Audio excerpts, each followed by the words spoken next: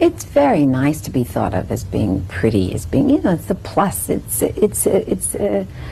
nice. It's not terribly important, but it is nice to have it in your favor.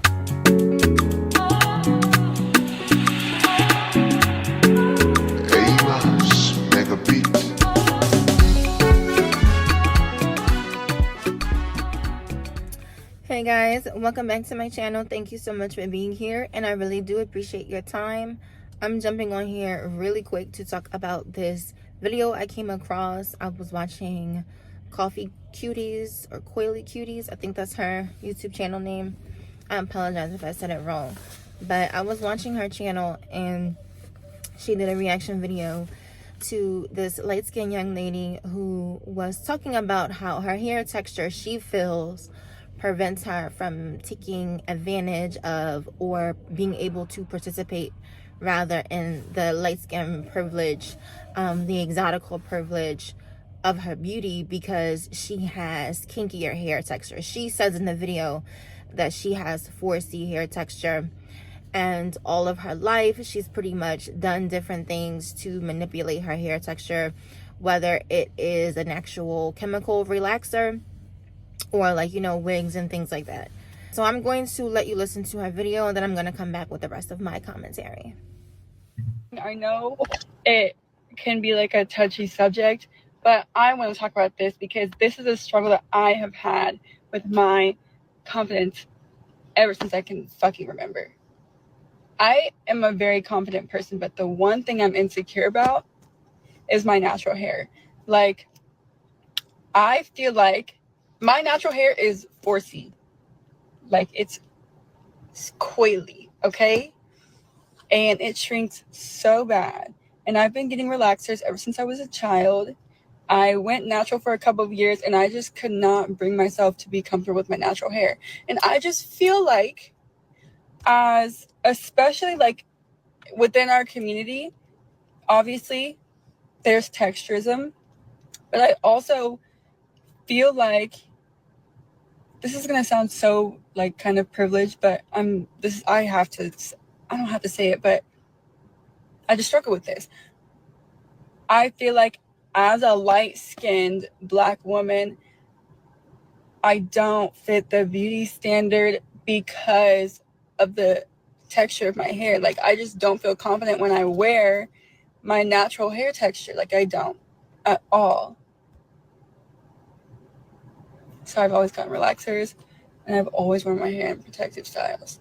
Obviously, I know that's detrimental to think, and I know it's detrimental to our community, and it's a very privileged thing to say in comparison to the problems that brown skin and darker skinned women have to go through. I'm very aware of that. That's just one of my personal struggles, and I just wanted to say that because, yeah, texturism. So like I always say about these type of subjects, nuance is so important when we are discussing Black beauty aesthetics, particularly in the Black American community. It is more of a global thing, because whether you go to the Caribbean or you go to South America, there are similar beauty politics at play, but more often than not, when we're talking about these topics, we are centering the Black American experience. And even if you're not Black American, if you live in America and you're partaking in the beauty politics of Black women because you are Black, or perceived as Black, then this type of stuff matters to you. So how I feel about this: first of all, number one, I want to acknowledge that I really appreciate her being honest about her feelings, saying exactly how she feels. And I don't feel like she was being offensive. I don't feel like she was being nasty or shady. I felt like she was genuinely being honest with the internet, and that's typically a poor idea to do, because people on the internet love to take true vulnerability moments and turn it into I got you. So, but I do appreciate her being honest about how she feels. And I know what she's saying is not just her experience. I have met quite a few light-skinned women who had very kinky, coarse hair textures, who were actually biracial, and they have expressed to me that no one knows how to take care of their hair, and moreover, people seem to be disappointed in the way they look because they don't have that mixed girl stereotype hair or stereotypical hair. So it's definitely a thing. Like, she's just being honest about it.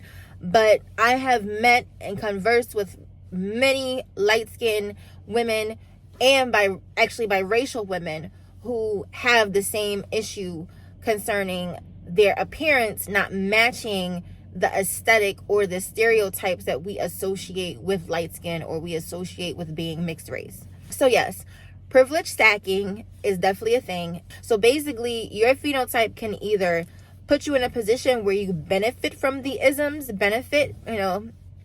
when I make a video about what is benefiting from the isms, but we typically know what that means when someone says benefiting from the isms. So either your phenotype causes you to benefit from certain isms, or it causes you to face discrimination based off of those very isms, right?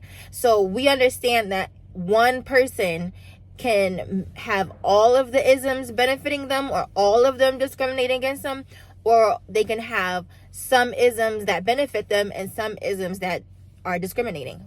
Take me for example, and I always use myself as an example because you can see me. I'd rather not use other people. So while I understand that every time I use myself as an example, I put myself in a position to be criticized by weirdos and unhinged people, I totally understand.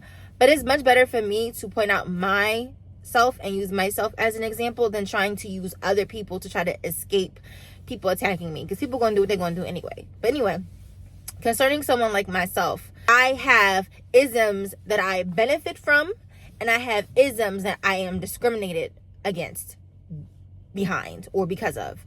And depending on how I look in the moment, because of my phenotype, depending on how I present myself, whether I'm darker because I'm tan in the summer, or I'm lighter like how I am pale right now, or if I have a lot of makeup on, a little makeup on, if I have my hair texture straight versus curly versus I'm wearing a wig like this, depending on how I present myself, my phenotype lends for me to achieve benefiting from the isms in different ways.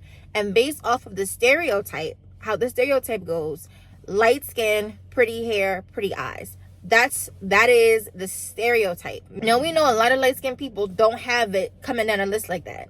They typically just have light skin, or they just have good hair. And what we mean by good hair, what black Americans mean when they say good hair is loose textured hair, right? So anything, I would say 3B and up is good hair for black Americans. So what she's essentially saying is, because she is just light skinned and maybe she has keener features, that people, she feels, look at her a certain type of way because her hair texture doesn't match her other phenotypes.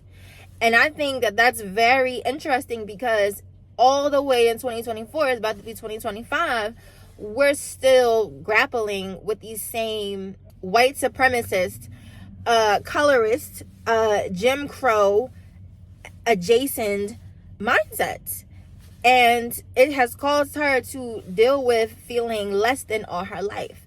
Now, because I don't know this creator, I don't follow her, I just came across her video, I don't know what type of person she is. What I mean is, a lot of times when it comes to light-skinned people and mixed race people, a lot of them, if they do have multiple isms that they benefit from, they tend to have a certain attitude or perspective about themselves that causes them to feel that they're better than darker skinned black women or women of color, and women of color and black women that have kinkier hair than them. They buy into the idea that having a certain aesthetic makes them better. And not all of them, like, no, not all of them, but more often than not, they do tend to feel a certain type of way. So in my personal life experiences, I have run into light-skinned women, mixed women that also were light-skinned, that felt that they were automatically more attractive than me and better than me because they were either light-skinned or mixed race and light-skinned, even if that wasn't the case. And so I'm not getting that vibe from her. Like, I'm not getting that. But I'm curious to think if maybe she did have the hair texture that quote unquote went with her phenotype. Would she feel the way she feels? Like, is having a kinkier hair texture the reason why she seems not cocky about it, or not falling into that typical air that certain light-skinned people give off, where they think that you're automatically supposed to find them attractive or more attractive, that they're supposed to be the first pick? I wonder if the reason why she doesn't give off those vibes is because she doesn't have the option. I don't know, but I think that whenever we have conversations about, you know, these uncomfortable topics concerning phenotypes, beauty aesthetics, beauty politics in the Black community, is going to be uncomfortable, because the reality is a lot of the things that we think are quite honestly white supremacist adjacent. They're giving very much paper bag, very much Jim Crow. And people don't, what I had to learn the hard way from interacting with certain online spaces on YouTube, is people don't want to evolve. They don't want to have newer perspectives. They don't want to have nuance. They like things the way they are, especially if they don't actually have beauty, like generally speaking beauty. And so they need these privileges to feel better about themselves. They need these colorist mindsets to make them feel better about how they look and who they are.